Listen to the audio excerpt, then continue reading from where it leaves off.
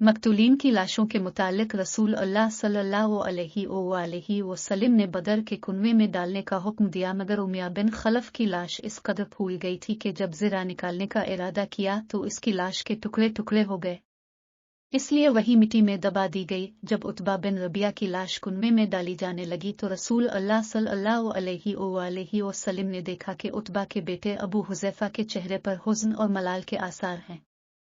अब सल्लल्लाहु अलैहि वसल्लम ने फरमाया कि अबू हुज़ैफा की बाप की इस हालत को देखकर तेरे दिल में कुछ ख्याल गुजरा है। अबू हुज़ैफा ने अर्ज़ किया, रसूल अल्लाह सल्लल्लाहु अलैहि वसल्लम, खुदा की कसम कोई ख्याल नहीं, सिर्फ इतनी बात है कि मेरा बाप साहिब राय, अलीम, बुर्दबार और साहिब फजल था, इसलिए उम्मीद थी कि यह फ़हम और फ़िरासत इस्लाम की तरफ रहनुमाई करेगी, लेकिन जब इसको कुफ्र पर मरते देखा तो रंज हुआ।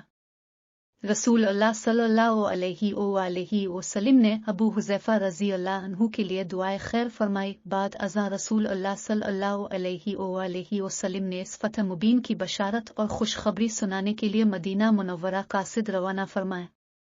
अहल आलिया की तरफ अब्दुल्लाह बिन रवाहा को और अहल सकला की तरफ ज़ैद बिन हारसा रज़ी अल्लाह अन्हु को रवाना फरमाया। ज़ैद बिन हारसा और अब्दुल्लाह बिन रवाहा को मदीना मुनव्वरा रवाना फरमाने के बाद अब रवाना हुए और असीरान बदर का काफिला अब सल्लल्लाहु अलैहि वसल्लम के हमरा था।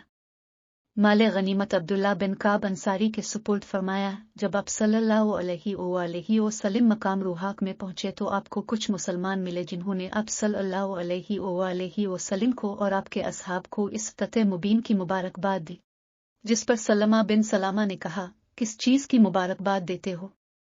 खुदा की किस्म, बुलैयों से पाला पड़ा, रस्सी में बंधे हुए ऊंटों की तरह उनको ज़बह करके डाल दिया, यानी हमने कोई बड़ा काम ही नहीं किया जिस पर हम मुबारकबाद के मुस्तहिक हूँ। रसूल अल्लाह मुस्कराए और ये फरमाया, यही तो मक्का के सादात और अशराफिया है। फतह के बाद हज़रत सल्लल्लाहु अलैहि वसल्लम ने बदर में 3 रोज़ क़याम फरमाया। 3 रोज़ क़याम के बाद मदीना मुनव्वरा की तरफ मुतवज्जे हुए और माले गनीमत अब्दुल्ला बिन काब के सुपुर्द फरमाया और मकाम सफरा में पहुंचकर माले गनीमत को तकसीम फरमाया।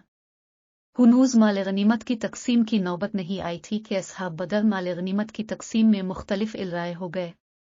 जवान ये कहते थे कि माले गनीमत हमारा हक है कि हमने काफिरों को कत्ल किया, कि माले गनीमत हमारा हक है कि हमने काफिरों को कत्ल किया। बूढ़े चूंकि झंडों के नीचे रहे और कत्ल और क़िताल में ज्यादा हिस्सा नहीं लिया, वो ये कहते थे कि हमको भी माले गनीमत में शरीक किया जाए, इसलिए कि जो कुछ हुआ वो हमारी पुष्ट पनाही से फतह हुआ। अगर खुदा नखास्ता तुमको शिकस्त होती तो हमारी ही पनाह लेते। और एक जमात के जो नबी करीम सल्लल्लाहु अलैहि वसल्लम की हिफाजत कर रही थी, वो अपने को इस माल का मुस्तहिक समझती थी। इस पर यह आयत नाजिल हुई। तर्जमा, अब से माल गनीमत का हुक्म पूछते हैं।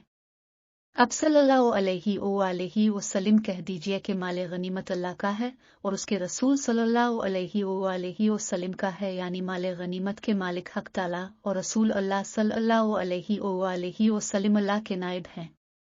जिस तरह मुनासिब समझी तकसीम कर दे। मकाम सफरा में पहुंचकर अब सल्लल्लाहु अलैहि वसल्लम ने यह तमाम माल मुसलमानों में बराबर तकसीम कर दिया।